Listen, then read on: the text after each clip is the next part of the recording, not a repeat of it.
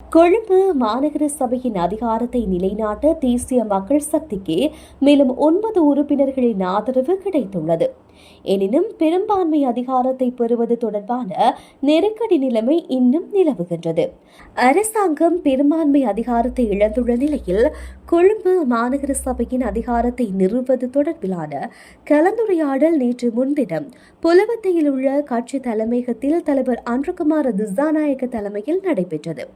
உள்ளூராட்சி மன்ற தேர்தல் கொழும்பு மாநகர சபையில் போட்டியிட்ட ஆசனங்களை வென்ற ஜனநாயக தேசிய கூட்டணி மற்றும் சில கட்சிகளின் பிரதிநிதிகளும் 3 சுயேட்சை குழுக்களின் பிரதிநிதிகளும் இந்த கலந்துரையாடலில் கலந்து கொண்டனர். மேலும் அவர்கள் தேசிய மக்கள் சக்தியை ஆதரிக்க இணங்கியுள்ளனர். இந்த ஆண்டு நடைபெற்ற உள்ளூராட்சி மன்ற தேர்தலில் கொழும்பு மாநகர சபையில் ஜனநாயக தேசிய கூட்டணி ஒரு ஆசனத்தை கைப்பற்றியுள்ளது. அதே நேரத்தில் ஐக்கிய சமாதான கட்சி 2 ஆசனங்களை கைப்பற்றியது. மேலும் கலந்துரையாடலில் பங்கேற்ற சுயேட்சை குழு எண் 2 1 உறுப்பினர் பதவியும், சுயேட்சை குழு எண் 3 உறுப்பினர் பதவிகளும், சுயேட்சை குழு எண் 4 2 உறுப்பினர் பதவிகளும் இருக்கின்றன. அதன்படி தேசிய மக்கள் சக்தி கட்சி 9 உறுப்பினர்களின் ஆதரவை பெறும்.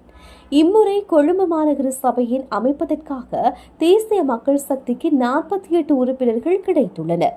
மேலும் அந்த 9 உறுப்பினர்களின் பதவிகளையும் ஒன்றாக சேர்த்தால் அவர்களுக்கு வழங்கப்படும் மொத்த உறுப்பினர்களின் பதவி எண்ணிக்கை 57 ஆகும்.